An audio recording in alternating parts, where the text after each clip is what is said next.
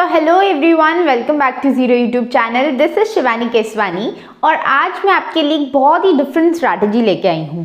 IBPS PO 2024 के लिए मैंने खुद इस एग्ज़ाम को एक अटेम्प्ट में अपने फर्स्ट अटेम्प्ट में क्लियर किया था और इंटरव्यू स्टेज तक गई थी, और वो भी सिर्फ 60 डेज में। 60 डेज की प्रेपरेशन में मैंने प्रीलिम्स दिया था, 60 से भी कम डेज थे मेरे पास, और उसके बाद मैंने एक महीने का जो हमें टाइम पीरियड मिलता है उसके बाद हमारा मेंस हुआ।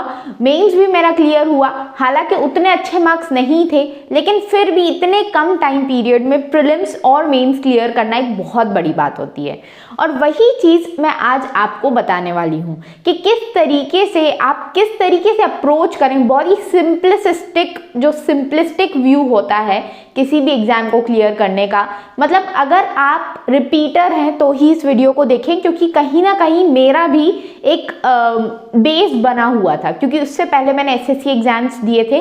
अगर आप में से कुछ लोग SSC और बैंक एग्जाम्स दोनों का लुत्फ उठा चुके हैं तो आपको पता होगा कि एग्जाम में बहुत डिफरेंस है। ऐसा नहीं है कि सेम एग्जाम है तो मुझे उसका बहुत ज़्यादा फ़ायदा मिला, ऐसा नहीं है। लेकिन हाँ, बेसिक्स जो मैथ्स का अर्थमेटिक वाला पोर्शन होता है ये सब मेरा क्लियर था। स्पीड वगैरह वाला पोर्शन मेरा नहीं था। ऑब्वियसली SSC में स्पीड इतनी ज़्यादा नहीं मायने रखती है, तो स्पीड मैंने आके यहीं पे पकड़ी थी। SSC का इंग्लिश एक बहुत ही बेसिक लेवल का होता है, बैंक का इंग्लिश बहुत डिफरेंट होता है, तो यहाँ पे इंग्लिश भी मैंने बिल्कुल ज़ीरो से उठाई थी। हालांकि मुझे समझ में आती थी, बट कॉम्प्रीहेंड करना एक बहुत अलग चीज़ होती है, सिर्फ नॉर्मल इंग्लिश को समझना अलग चीज़ होती है।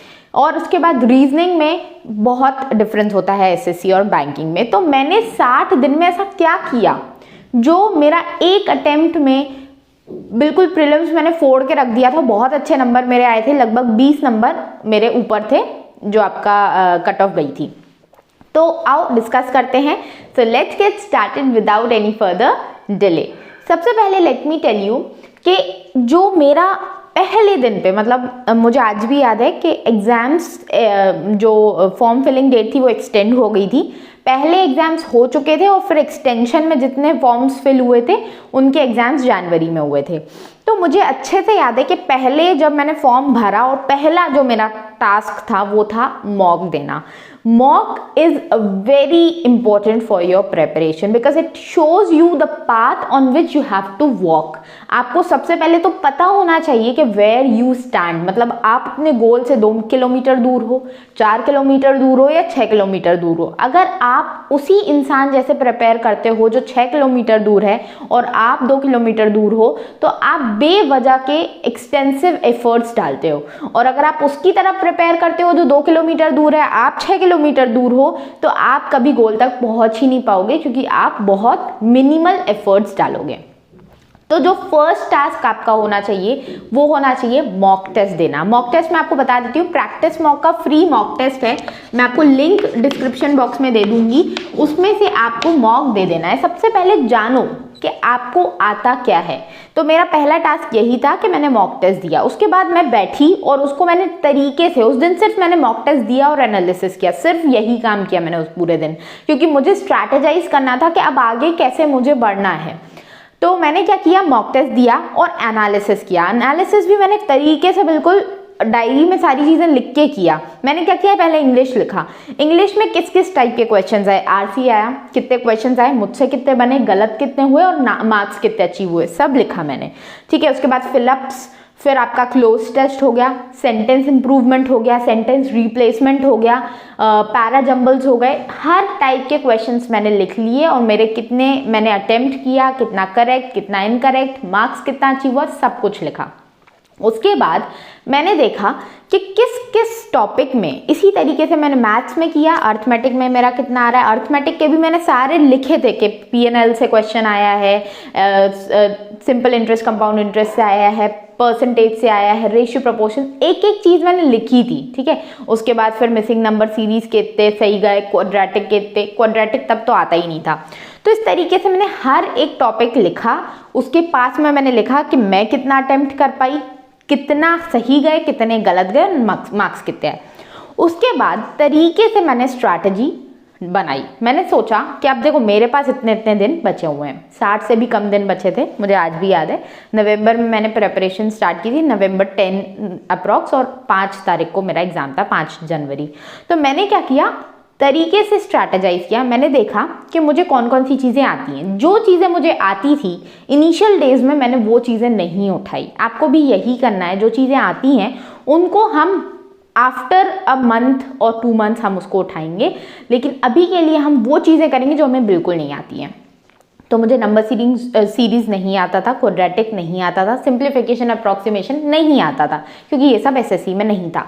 तो ये सब मैंने एकदम जीरो से उठाया। मतलब मैंने इनको अलग अलग क्लासेस देखी उस वक्त, जो भी अवेलेबल था यूट्यूब पे सब मैंने देखा, किस में से क्या पढ़ा रहे हैं, कैसे पढ़ा रहे हैं। जो टीचर्स अच्छे लगे उनको फॉलो किया, उनसे मैंने बेसिक अप्रोच सीख ली और फिर क्वेश्चंस लगाए बहुत ज़्यादा। ठीक है, तो मैंने इस तरीके से शुरू किया कि पीछे से एकदम गई मैं, कौन कौन से टॉपिक्स बिल्कुल नहीं बनते हैं पहले वो क्लियर किए, फिर जो थोड़े बहुत बनते हैं उनको क्लियर किया, फिर जो बहुत अच्छे से बनते हैं उनके सिर्फ थोड़े बहुत क्वेश्चंस लगाते चली गई।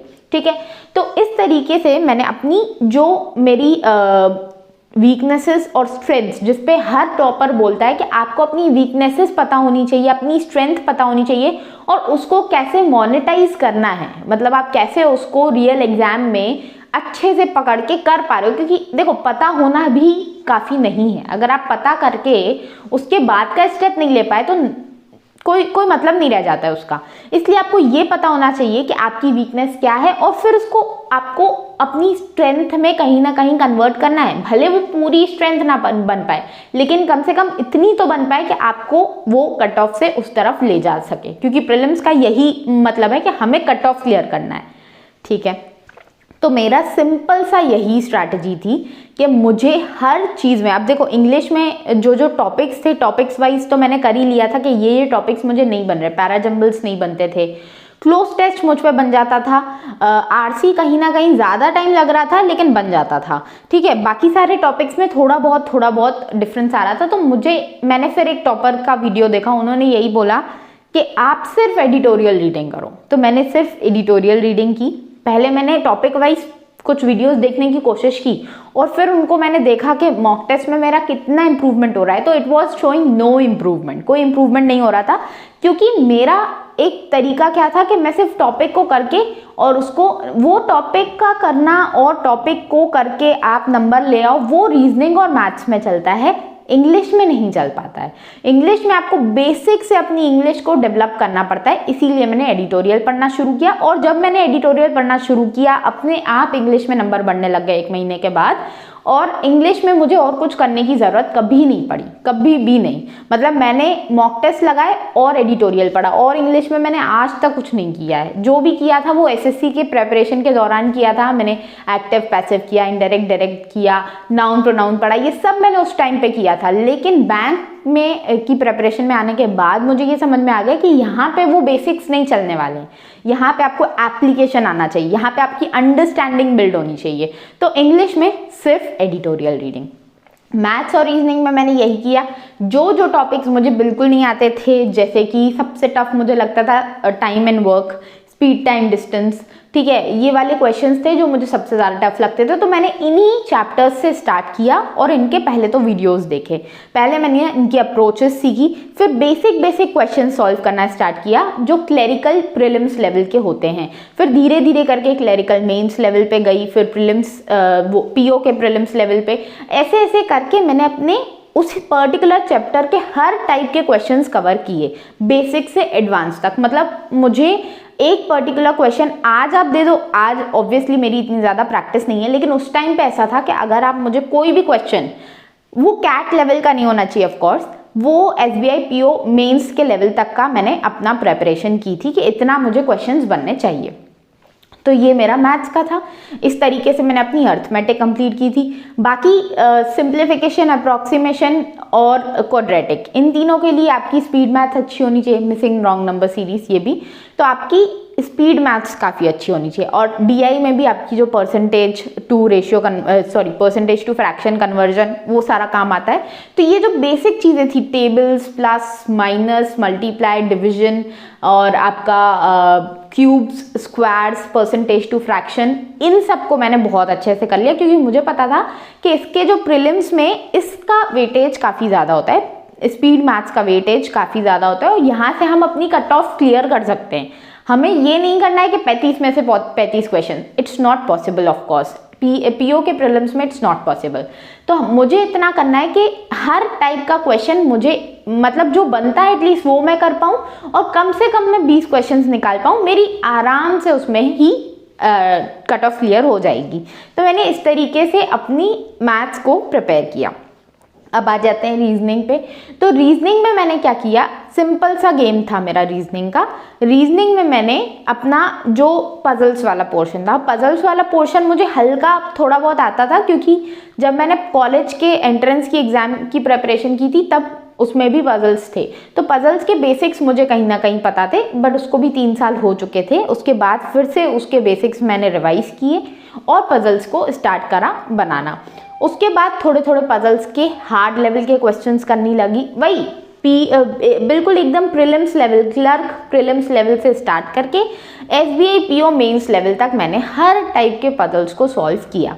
कई सारे पजल्स कभी नहीं बने, लेकिन ज़रूरी नहीं है कि आपको हर क्वेश्चन बने। आपको सिर्फ इतना करना है कि आपकी कट ऑफ से नंबर ज़्यादा होने चाहिए प्रीलिम्स में, मेंस में अच्छा खासा आपके पास मार्जिन होना चाहिए। यही हमारा पूरा का पूरा सोल एम होता है। तो हमें हर टाइप का क्वेश्चन नहीं करना है। तो पजल्स में भी मुझे हर टाइप का क्वेश्चन नहीं बनता था, लेकिन मेंस के अगर 2-3 पजल्स भी बन गए तो बात बन गई, ठीक है। और प्रीलिम्स में अपन को सारे पजल्स बनने चाहिए, क्योंकि पजल्स मेन होते हैं। बाकी सारे क्वेश्चंस तो अपन करेंगे, बाद में करेंगे, मिसलिनियस है, लेकिन पजल्स वाला जो पोर्शन है उसको बहुत तगड़ा करना जरूरी रहता है। तो मैंने पजल्स की इस तरीके से प्रिपरेशन की। अब बाकी सारे जो टाइप के क्वेश्चन थे, जैसे कि आपका ब्लड रिलेशन, डायरेक्शन डिस्टेंस, इसमें बहुत कम टाइम लगा था। इसमें मैंने सिर्फ एक दिन में 2-2, 3-3 टॉपिक्स कवर किए, और फिर उसके मॉक टेस्ट के थ्रू क्वेश्चन सॉल्व करती रहती थी। उसके लिए कुछ सेपरेट प्रिपरेशन नहीं की, क्योंकि ऑब्वियसली टाइम बहुत कम था मेरे पास। तो मैंने क्या किया, सिंपल सा जो भी आ रहा है, जैसे डायरेक्शन डिस्टेंस आ रहा है, तो एक बार डायरेक्शन डिस्टेंस समझ लिया अपन ने कि किस तरीके से कौन सी अप्रोच, जैसे सबसे अच्छी अप्रोच मुझे अंकुश लांबा सर की लगी थी। वो बताते थे कि किस तरीके से आपको कहाँ लिखना चाहिए, ठीक है, कि ए इस डायरेक्शन में मूव किया, बी इस डायरेक्शन में मूव किया। तो उन्होंने बहुत तरीके से बताया था कि आप ना कभी भी इसको यहाँ मत लिखो, यहाँ मत लिखो, इसको यहाँ लिखो, क्योंकि इसके बाद ये हमेशा मुड़ेगा ही, आगे तो जाएगा नहीं। तो ये जो कुछ कुछ चीज़ें होती है ना, आपको अप्रोच में हेल्प करती है, और आप कभी भी उस क्वेश्चन को सॉल्व करते वक्त कंफ्यूज नहीं होते हो। तो ये चीज़ें मैंने अपनी जो थी ये ऐड करती गई मैं, और बस उसका मॉक टेस्ट दिया। तो मतलब सिंपल सी स्ट्रैटेजी क्या थी, एडिटोरियल पढ़ना, मैथ्स का अर्थमेटिक और स्पीड मैथ्स। डीआई को कुछ अलग से वो नहीं दिया मैंने, डीआई के क्वेश्चन स्पीड मैथ से बन रहे थे प्रीलिम्स के। हाँ, मेंस में आपका जो आपने अर्थमेटिक प्रिपेयर किया है, बस उसके क्वेश्चंस प्रैक्टिस करने थे। रीजनिंग में मैंने पजल की बहुत प्रैक्टिस की, मिसलिनियस का बस कंसेप्ट क्लियर करके मॉक टेस्ट से क्वेश्चंस किए। तो मेरी जो प्रेपरेशन थी वो 2 महीने की प्रेपरेशन, उसमें मैंने 12-12 घंटे भी पढ़ाई की। ऑब्वियसली टाइम कम है, आपको गोल अचीव करना है तो आप ज़्यादा प्रिपेयर करोगे, लेकिन जो सबसे इम्पॉर्टेंट पार्ट था, जो अगर किसी चीज़ ने प्ले किया, तो वो मॉक टेस्ट था। मॉक टेस्ट से मैंने बहुत कुछ सीखा कि क्या चीज़ अभी भी नहीं बन रही है, कौन सी चीज़ पे बहुत फोकस कर लिया फिर भी नहीं बन रही है, उसको हटा दो, उसको छोड़ दो। उसको अपन ने बना लिया, जितना कोशिश करना था कर लिया। अब रियल एग्जाम में अगर वो बहुत ही ईजी लेवल की आ जाएगी तो बन जाएगी, वरना फिर अपन छोड़ देंगे उसको। इस तरीके से अगर आप माइन्यूटली बिल्कुल अपनी जो स्ट्रेंथ्स होती हैं, जो वीकनेस होती हैं, अगर उसको माइन्यूटली देख देख के प्रिपेयर करोगे ना, तो आप आराम से इस एग्ज़ाम को क्लियर कर सकते हो। इतना टफ नहीं है। और जो चीज़ें मैंने आपको बोली हैं, अगर आप उसके नोट्स बना के उसको एक्चुअल लेवल में, मतलब प्रैक्टिकली आप उन चीज़ों को अपने प्रिपरेशन में डालोगे ना, तो आप अपने आप इस एग्ज़ाम को क्लियर कर पाओगे। और फिर आपको समझ में आएगा कि अच्छा, ये छोटी छोटी चीज़ें कितनी मायने रखती हैं, मॉक का एनालिसिस कितना मायने रखता है, वीकनेसेस को समझना कितना मायने रखता है। तो इस तरीके से मैंने अपनी प्रिपरेशन की थी। आई होप सारी चीज़ें आपको क्लियर हैं। बाकी मैं आपको और भी वीडियोस के थ्रू बताती रहूँगी किस तरीके से सब्जेक्ट वाइज कैसे प्रिपेयर करना है वगैरह वगैरह। आप अपनी प्रिपरेशन अच्छे से करते रहो, और जो भी डाउट वगैरह है तो कमेंट सेक्शन में पूछना। मिलते हैं नेक्स्ट वीडियो में, तब तक के लिए टेक केयर, बाय बाय।